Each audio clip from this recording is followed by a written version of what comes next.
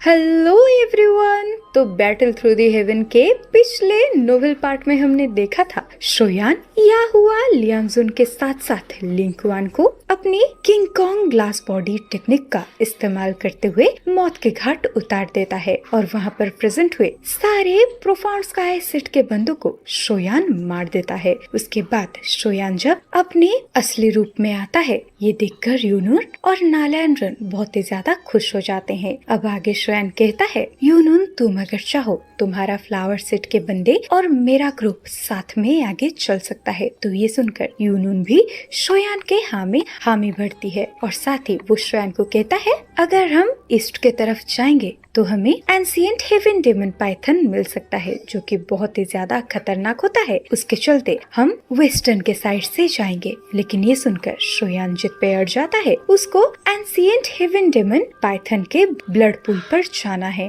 अब ये जानने के बाद यूनून रिग्रेट करती है कि शायद मैंने गलती कर दी शोयान को एंशिएंट हेवन डेमन पाइथन के बारे में बताकर। अब यहीं से ही स्टार्ट होता है बैटल थ्रू द हेवन का नेक्स्ट नोवेल पार्ट। अब यूनून शोयान से सीधे के सीधे कहती है, मेरा तुम्हें ये बात को बताने के पीछे का ओरिजिनल मकसद ये था मैं तुम्हें थोड़ा अलर्ट कर सकूं। लेकिन अनएक्सपेक्टेड बात तो ये है तुम उसी चीज से ही अट्रैक्ट हो गए हो। अब ये सुनकर शोयान कुछ भी रिएक्ट ना करते हुए एक पत्थर को ढूंढकर उसके ऊपर बैठ जाता है और ट्रेनिंग स्टेट में एंटर कर जाता है। अब आधे घंटे के बाद शोयान जैसे ही अपने ट्रेनिंग स्टेट से उठता है वो देखता है फ्लावर सेट के बंदे अपनी इंजरी से बहुत ही ज्यादा रिकवर हो चुके हैं। अब अचानक से शोयान बहुत ही ज्यादा एंसियस होकर बोलता है, आप सब अपने ओरे को हाइड करो क्योंकि कोई एक चीज काफी स्पीडली हम लोगों की तरफ ही आ रहा है। ये सुनकर शोयान का पूरा ग्रुप सरप्राइज हो जाता है, लेकिन वो लोग फालतू के बात ना करते हुए अपने ओरा और अपने सांस को छुपा लेते हैं और खुद की बॉडी को अलग अलग पेड़ को ढूंढकर छुप जाते हैं। अब अचानक से सब देखते हैं आसमान पर कुछ फिगर्स काफी स्पीडली लाइट की तरह उड़ रहे हैं। ये देखकर लिटिल फेरी डॉक्टर बोलती है, ये लोग काफी साहसी हैं। देखो इन लोगों को किसी का भी डर नहीं है, इन्हें ये भी डर नहीं है इनके ऐसी हरकतों की वजह से ताकतवर बीस्ट उन्हीं के तरफ अट्रैक्ट हो सकते हैं। अब आसमान की सिनारियो को देखकर शोयान भी काफी ज्यादा एंसियस फील करता है। अब शोयान अपने आउटस्टैंडिंग आई साइड से देखता है एक कलरफुल कपड़ों को पहनी हुई एक लेडी ये ग्रुप को लीड कर रही थी और ये लड़की शोयान को बहुत ही ज्यादा फैमिलियर वाइब भी देती है, जिसकी वजह से अचानक से शोयान को कुछ याद आता है। तो अब वो शौक से भरा हुआ आवाज में कहता है, ये तो शायद हेवन डेमन फिनिक्स ट्राइब की फेंगचिंगर है। अब उसे फेंगचिंगर का लेवल डाउजुन पीक के ऊपर का वाइब दे रहा था और लास्ट टाइम शोयान जब एंशिएंट रूइन में फेंगचिंगर के साथ मिला था उसकी स्ट्रेंथ थी डाउजुन के सेकंड स्टार पर। लेकिन अभी के लिए वो इतनी फ्राइटनिंग तरीके से आगे बढ़ चुकी है और शोयान अब ये भी फील कर पा रहा था उस टाइम का फेंगचिंगर अभी के हिसाब से काफी अलग है और ऐसा डिफरेंसेस उसे फेंगचिंगर के बॉडी की एनर्जी से नहीं उसके सोल एनर्जी से फील हो रहा था। और वैसे भी पहले की फेंगचिंगर की बॉडी का अपीयरेंस शोयान को बिल्कुल भी प्रेशर फील नहीं करवा रहा था, भले ही वो अपने डेमन फिनिक्स ट्राइब के ब्लड लाइन को रिलाई कर रही हो। लेकिन अभी की फेंगचिंगर शोयान को हल्का सा प्रेशर फील करवा रही है। अब इस प्रेशर को सेंस करते हुए शोयान तुरंत ही जान जाता है ये प्रेशर तो एंशिएंट हेवन फिनिक्स का है। लेकिन एंशिएंट हेवन फिनिक्स अब इस दुनिया में पाई नहीं जाती, तो फिर ऐसी प्रेशर फेंगचिंगर के बॉडी के अंदर आया तो आया कैसे? तो शायद डेफिनेटली इस औरत को कोई खतरनाक ट्रेजर या अपॉर्चुनिटी मिल गई है जिसकी वजह से इसकी स्ट्रेंथ इतनी डिमोनिक तरीके से राइज हो चुकी है। तो अब लगता है मुझे और डिले नहीं करना चाहिए, मुझे इस बारी ये एंशिएंट हेवन डेमन पाइथन की एरिया की तरफ जाना ही होगा, जिसके चलते मैं उसके ब्लड पूल पर रिलाई करते हुए अपनी किंग कॉन्ग ग्लास बॉडी को उसकी पीक तक ट्रेन कर सकूं और तो और मैं 9 स्टार टाउजन में जल्दी से ब्रेक थ्रू कर सकूं। अब थोड़े टाइम के बाद हमें एंशिएंट हेवन डीमन पाइथन की टेरिटोरी को दिखाया जाता है। और वैसे हमको तो पता ही है, ये एंशिएंट हेवन डीमन पाइथन एक एक्सट्रीमली रेयर म्यूटेड बीस्ट है, जिसके वजह से उसके आसपास कोई भी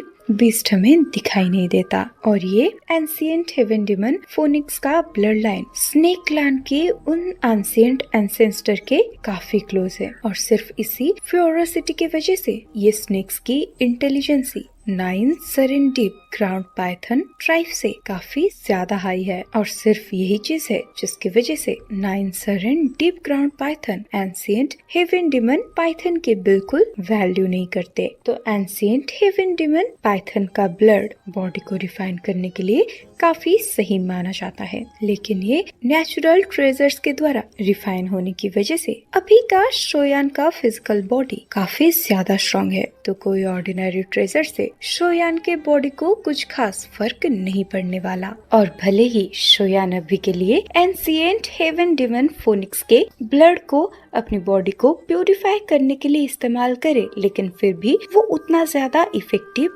शोयान के लिए नहीं होने वाला, जिसकी वजह से शोयान का असली टारगेट होता है वो एंशिएंट डेमन ब्लड पूल, जिसे वो 1000 सालों से एक्यूमुलेट कर रहा है। और ये heaven demon blood pool natural treasure से भरा हुआ होता है, और ये प्योर एनर्जी नेचुरल ट्रेजर से आई है, जिसे एंशिएंट हेवन डेमन पाइथन बहुत टाइम से इकट्ठा करते आ रहे होते हैं। और जैसे जैसे टाइम आगे बढ़ता है, इस पूल में इकट्ठी होने वाली एनर्जी एकदम टेरिफाइंग लेवल पर पहुंच जाता है। और अगर कोई नॉर्मल एक्सपर्ट इसके अंदर एंटर करता भी है, तो इतनी टेरिफाइंग एनर्जी की वजह से उसकी बॉडी ब्लास्ट हो जाएगी। सिर्फ इसीलिए एक एंशिएंट हेवन डीमन पाइथन के डिसेंडेंट ही इसे इंड्योर कर सकता है। और भले ही ये एनर्जी को कोई नॉर्मल इंसान सहन नहीं कर पाए, लेकिन ये सेम चीज शोयान के लिए लागू नहीं होता, क्योंकि इतने सारे रिफाइनमेंट के बाद शोयान का फिजिकल बॉडी कई सारे मैजिकल बीस्ट के बॉडी से कंपेरेबल है, जिस वजह से हेवन डीमन ब्लड पूल उसके लिए एक सबसे अच्छा एनर्जी सोर्स है। और इस बार इस ब्लड पूल का इस्तेमाल करके शोयान सिर्फ किंग कॉन्ग ग्लास बॉडी की स्ट्रेंथ को पीक लेवल तक ट्रेन नहीं कर सकता, बल्कि उसकी प्योर एनर्जी का इस्तेमाल करते हुए शोयान डाउजून क्लास के 9 स्टार पर ब्रेक थ्रू भी कर सकता है। और उस टाइम पर शोयान का स्ट्रेंथ खतरनाक तरीके से राइज होगी। और ये एंशिएंट वेसन रीजन जो कि खतरों से भरा हुआ है, उसमें सफिशिएंट स्ट्रेंथ के साथ ही घूमा जा सकता है। और जब शोयान का ग्रुप उस बड़े से पहाड़ से थोड़ी सी दूरी पर थे, अब यूनुन सामने के फॉग को देखते हुए बोलती है, एंशिएंट डीमन पाइथन यहीं पे है। ये सुनकर शोयान काफी ज्यादा एक्साइटेड होके यूनुन को हाँ में अपना सर हिलाता है। अब वो फालतू के बकवास करे बिना डीप आवाज में कहता है, चलो चलो अब सब अपने अपने अटैक को प्रिपेयर करो। ये कहते ही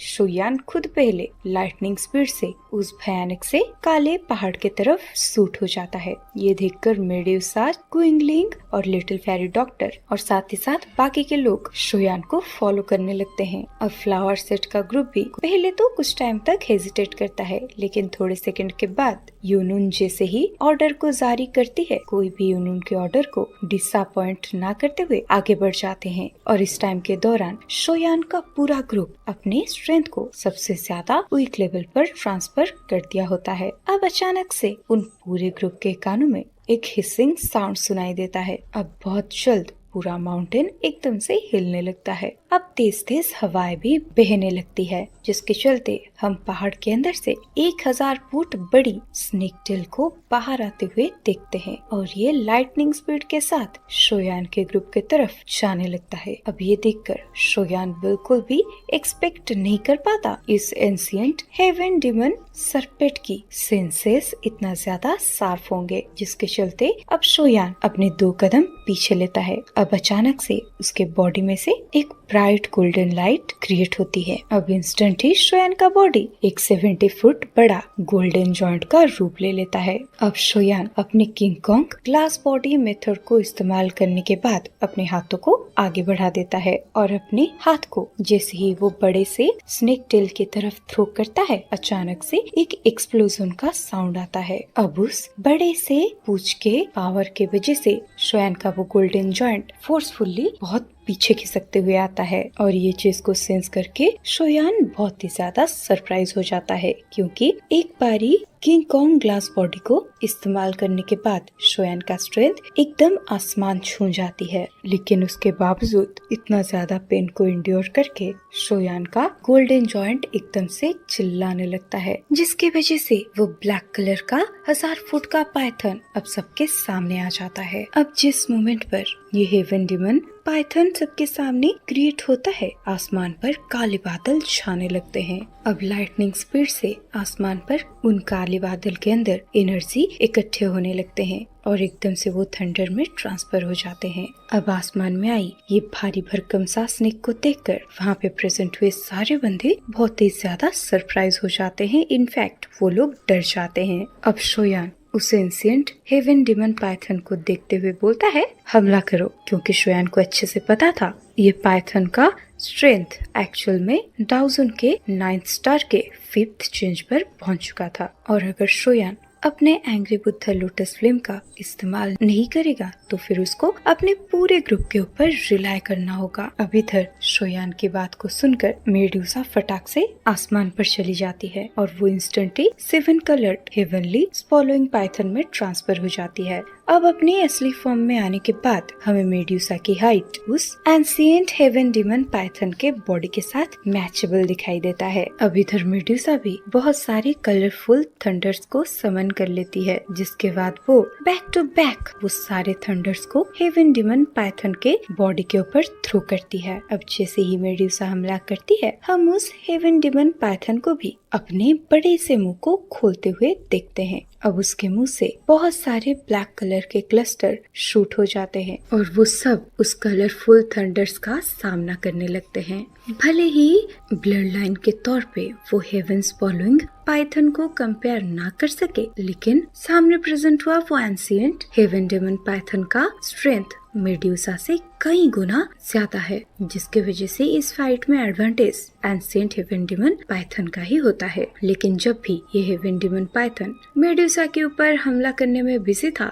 शोयान जो कि अपनी गोल्डन जॉइंट के रूप में था, वो फटाक से उस एंशिएंट हेवन डेमन पाइथन के सामने आ जाता है और एक फ्राइटनिंग स्ट्रॉम को एंशिएंट हेवन डेमन पाइथन के बॉडी के ऊपर थ्रो कर देता है। अब जैसे ही बैंग साउंड के साथ वो अटैक पाइथन के बॉडी को टच करता है, वो हेवन डेमन पाइथन का काफी बॉडी डैमेज हो जाता है। अब शोयान को हमला करते हुए देख एल्डर चिंग चैंग और लिटिल फेरी डॉक्टर भी एक के बाद एक अपनी डाउ के अटैक को करना स्टार्ट कर देते हैं। अब फ्राइटनिंग डाउ के पिलर्स आसमान में सीटी बजाते हुए सारे एंगल से हेवन डेमन पाइथन के बॉडी के ऊपर टकराने लगते हैं और ये सारे अटैक्स को वो हेवन डेमन पाइथन अब बिल्कुल भी इंड्योर नहीं कर पाता। लेकिन उसके बावजूद भी वो एंशिएंट हेवन डेमन पाइथन सीधे के सीधे टारगेट करता है शोयान का वो गोल्डन जॉइंट को, क्योंकि उसे पता था ये गोल्डन जॉइंट ही उसको सबसे ज्यादा नुकसान पहुंचा सकता है। अब जैसे ही वो बड़ा सा स्नेक टेल शोयान के बॉडी में हेवी तरीके से स्मैश होता है, हमें एक क्लियर मेटालिक साउंड सुनाई देता है। अब आसमान में कई सारे स्पार्क्स फैलते हैं। अब इस सीरियस हमले को रिसीव करने के बाद शोयान के गले से एक मफल्ड आवाज बाहर आती है और अब वो फोर्सफुली फ्राइटनिंग स्ट्रेंथ को सहते हुए अपने दोनों हाथों को उस एंशिएंट हेवन डेमन पाइथन की पूंछ को पकड़ लेता है। अब बहुत ही जल्दी शोयान के हाथों में से एक पर्पल ब्राउन फ्लेम रिलीज होने लगता है। अब काफी जल्दी वो पर्पल फ्लेम पाइथन के पूरे बॉडी को कवर कर लिया था। अब अचानक से ये टेरिफाइंग टेम्परेचर को फील करके वो एंशिएंट हेवन डेमन पाइथन एकदम से पागलों जैसे बर्ताव करने लगता है। अब वो अपने पूरे बॉडी को एकदम से हिलाने लगता है और जहाँ जहाँ उसका वो बॉडी टच कर रहा था वो जगह डिस्ट्रॉय होने लगता है। अब हेवन डेमन पाइथन को इस तरीके से स्ट्रगल करते हुए देख सब बहुत ही ज्यादा सरप्राइज हो जाते हैं, क्योंकि उन्हें सही से पता था ये स्नेक के साथ डील करना कोई बच्चों का खेल नहीं है, इसके साथ डील करना बहुत बड़ी बात है। अब शोयान अपने एक हाथ से उस हेवन डेमन पाइथन के पूंछ को पकड़ता है और अपने दूसरे हाथों से बहुत सारे पावरफुल पंच उसी पाइथन के ऊपर थ्रो करने लगता है, जिसकी वजह से वो हेवन डेमन पाइथन को बहुत ही ज्यादा पेनफुल होने लगता है। लेकिन फिर भी वो नहीं थमता। अब वो खतरनाक तरीके से अपने आसपास आ रहे वो हमले को डॉज करने लगता है। इसी टाइम पर शोयान को ऐसा लगता है शायद अब वो इस हेवन डेमन पाइथन को और ज्यादा कंट्रोल नहीं कर पाएगा। अब इसी टाइम पर पीछे से क्विंगलिंग कहती है कि यंग मास्टर शोयान, आप इसके आंखों को मुझे देखने के लिए फोर्स करो। ये सुनकर शोयान एक गहरी सांस लेकर अपने दोनों हाथों में अपने पूरे डाउके को फ्लो करने लगता है। अब वो अपने पूरे स्ट्रेंथ का इस्तेमाल करते हुए हेवन डेमन पाइथन की बॉडी को फोर्सफुली पीछे घुमा देता है। अब शोयान की ऐसी हरकत की वजह से वो हेवन डेमन पाइथन और भी ज्यादा दहाड़ने लगता है, लेकिन उसके कुछ कदम उठाने से पहले ही उसके दोनों आंखों के सामने एक बड़ी सी ग्रीन कलर की आंखें अपीयर होती है, जिसके अंदर 3 ग्रीन कलर के फ्लावर्स रोटेट हो रहे थे। अब जैसे ही वो हेवन डेमन पाइथन ये रोटेशन को देखता है, उसके सोल में से एक नमी फैलने लगता है, जिसकी वजह से उसका बॉडी एकदम से एक जगह पर थम जाता है। अब धीरे धीरे करके वो furious ancient heaven demon python शांत होने लगता है। अब हमें दिखाया जाता है वो एंशिएंट हेवन डेमन पाइथन की आंखों में एक 5 फुट बड़ी Z green snake flower people छपा हुआ था। अब जैसे जैसे वो जेड ग्रीन फ्लावर रोटेट होता है, इसमें से wave after wave demonic energy release होने लगता है। अब इसी एनर्जी की वजह से एंशिएंट हेवन डेमन पाइथन का जो भी किलिंग इंटेंट होता है वो ग्रेजुअली कम होने लगता है। अब डिमोनिक आंखें की ऐसी पावर्स को सेंस करके शोयान अंदर से थोड़ा बहुत रिलीफ फील करने लगता है और वो सोचता है क्या ये Z green snake flower people की वजह से क्विंगलिंग के पास ये जो स्नेक सेव के मैजिकल बिस्ट को कंट्रोल करने की खतरनाक एबिलिटी है, क्या ये इस एंशिएंट हेवन डेमन पाइथन के सामने भी लागू होता है, क्योंकि इसका स्ट्रेंथ डाउजोन के 5 चेंजेस पर पहुंच चुका है। अब सोयान बस इतना सोच रहा होता है, वो हेवन डेमन पाइथन का आंखें जो कि धीरे धीरे डिम हो रहा था, वो अचानक से स्ट्रगल करने लगता है और उसकी वो बड़ी सी बॉडी अब अचानक से ट्रैम्बल होने लगता है और उसके बॉडी में से wave after wave frightening black fog release होने लगता है। लग तो ऐसा रहा था जैसे ये बड़े से पाइथन ने क्विंगलिंग के हरकत को डिटेक्ट कर लिया है, जिसकी वजह से उसको पागलपन के दौरे पड़ रहे हैं। अब ये देखकर शोयान बहुत ही ज्यादा टेंस्ड हो जाता है और साथ ही साथ एक पावरफुल पंच को इंस्टेंट ही उस पाइथन के ऊपर थ्रो करता है, जिसके चलते वो पाइथन अब थोड़ा बहुत घायल हो जाता है। अब शोयान चिल्लाते हुए बोलता है इसे सरप्रेस करो। ये सुनकर मेडुसा अपने बॉडी में से एक अजीब से प्रेशर को ओमिट करने लगती है, जो कि इस डेमन पाइथन को सप्रेस करने की कोशिश करने लगता है। अब जब उस डेमनिक पाइथन की ब्लड लाइन सप्रेस होती है, उसके बॉडी से बाहर आने वाला फॉग अब अपने आप ही रिट्रीट करने लगता है और साथ ही साथ एल्डर चिंगचैंग और बाकी के सारे बंदे बहुत सारे डाउ के पिलर को क्रिएट करके वही स्नेक के ऊपर शूट करने लगते हैं और ये एनर्जी कोई एक रस्सी की तरह काम करता है, जो कि डेमन पाइथन को रिएक्ट कर देता है। चाहे भले ही ये एंशिएंट हेवन डेमन पाइथन बहुत ज्यादा पावरफुल हो, लेकिन जब इतने सारे लोग मिलकर इसे सप्रेस कर रहे हैं तो एक मोमेंट के लिए ये पाइथन भी खुद को बचा नहीं पाता और उसके उस भयानक से मुंह में से लगातार चिल्लाने की आवाज बाहर आने लगती है, जिसकी वजह से वो पूरा पहाड़ कांपने लगता है। अब इधर शोयान एंशिएंट हेवन डेमन पाइथन की इस स्ट्रगल को देखकर चिल्लाते हुए क्विंगलिंग को बोलता है, क्विंगलिंग जल्दी करो। ये सुनकर क्विंगलिंग अपने सर को धीरे से हाँ में हिलाती है और एक गहरी सांसें लेने के बाद क्विंगलिंग अपने हाथों को अजीब तरीके से मूव करने लगती है। अब धीरे धीरे वो फॉर्म को प्रिपेयर करके क्विंगलिंग अपने चारों तरफ एक एंशिएंट ऑरा को रिलीज करती है, जिसके चलते उसके पीछे का स्पेस हमें डिस्ट्रॉय होते हुए दिखाई देता है और उसमें से निकलता है 10,000 फुट एक बड़ा इल्यूशनरी फिगर, जिसका स्ट्रक्चर एक स्नेक की तरह होता है और ये है वही 9 हेडेड हेवन सर्पेंट जिसके साथ शोयान पहले से ही मिल चुका है। अब जिस मोमेंट पर ये 9 हेडेड वाला हेवनली सर्पेंट अपीयर होता है, वो एंशिएंट हेवन डेमन पाइथन की बॉडी इंस्टेंट ही कांप जाती है और उसके दोनों आंखों में हमें बहुत ज्यादा डर को दिखाया जाता है। इसी टाइम पर क्विंगलिंग कहती है, triple Z green snake flower pebbles demonic eye open. अब इंस्टेंट ही हमें एक बड़े से फूल को खिलते हुए दिखाया जाता है। अब जहाँ पर ये तीनों जेड ग्रीन फ्लावर्स एक दूसरे के साथ कनेक्ट होते हैं, वहाँ पर एक ग्रीन कलर का डेमोनिक पिपल अपीयर होता है। अब तो ऐसा लगता है जैसे धीरे धीरे करके ये जाग रहा है और उनमें से एक चिलियोरा रिलीज होने लगता है। और जिस मोमेंट पर ये डेमोनिक आई ओपन होता है, क्विंगलिंग के सामने का स्पेस क्रैक होने लगता है और हम वो बड़े से एंशिएंट हेवन डिमन पाइथन की बॉडी को वहीं पर ही थमते हुए देखते हैं। अब अचानक से शोयान चिल्लाते हुए पीछे पुल बैक करता है और कहता है, सब लोग पीछे आओ। और शोयान को इस तरीके से पीछे जाते हुए देखकर सारे लोग समझ जाते हैं क्विंगलिंग का ये डेमोनिक आई किसी भी दोस्त या दुश्मन को नहीं देखता। अब ये रियलाइज करने के बाद सारे बंदे बस क्विंगलिंग से काफी दूर पर प्रेजेंट हो जाते हैं। अब शोयान दूर पर प्रेजेंट होकर सोचने लगता है, अभी के लिए क्विंगलिंग उस सरपेट की बस थोड़ी सी सोल को ही कंट्रोल कर पा रही है, लेकिन उसके बावजूद भी उसकी triple Z green snake flower people काफी ज्यादा फ्राइटनिंग है। और अगर मैं भी स्नेक ट्राइब का मेंबर होता तो शायद मेरा भी ये हेवन डिमन पाइथन जैसा ही हालत होता। और इसी टाइम पर अगर क्विंगलिंग यहीं पर ही 9 हेडेड सरपेट को पूरे तरीके से समन कर देती है तो क्विंगलिंग बहुत ही ज्यादा फ्राइटनिंग हो जाएगी। आखिरकार एंशिएंट हेवन सरपेट को हेवन डिमन फिनिक्स या फिर एंशिएंट बॉय ड्रैगन से कंपेयर किया जा सकता है। अब हमें दिखाया जाता है जैसे ही वो अनयूजुअल सी डेमोनिक आई रोटेट होती है, उसमें से एक अंगूठी जैसी बड़ी और चौड़ी ग्रीन कलर का लेजर लाइट शूट होता है सीधे के सीधे एंशिएंट हेवन डिमन पाइथन के ऊपर। अब तो हमें कल पता चलेगा कि क्विंगलिंग ये हेवन डिमन पाइथन को अपने triple Z green flower people का इस्तेमाल करते हुए अपने कंट्रोल में ला पाएगी भी या नहीं। तो चलो गाइस, इसी के साथ ही यहीं पर खत्म होता है बैटल थ्रू द हेवन का आज का ये नोवेल एक्सप्लेनेशन पार्ट। तो आज का ये पार्ट आपको कैसा लगा और आज के ये पार्ट में आपका फेवरेट पार्ट कौन सा था, आप मुझे कमेंट में बता देना। और जाते जाते वीडियो को लाइक और चैनल को सब्सक्राइब कर देना। चलो बाय, मिलते हैं नेक्स्ट वीडियो में।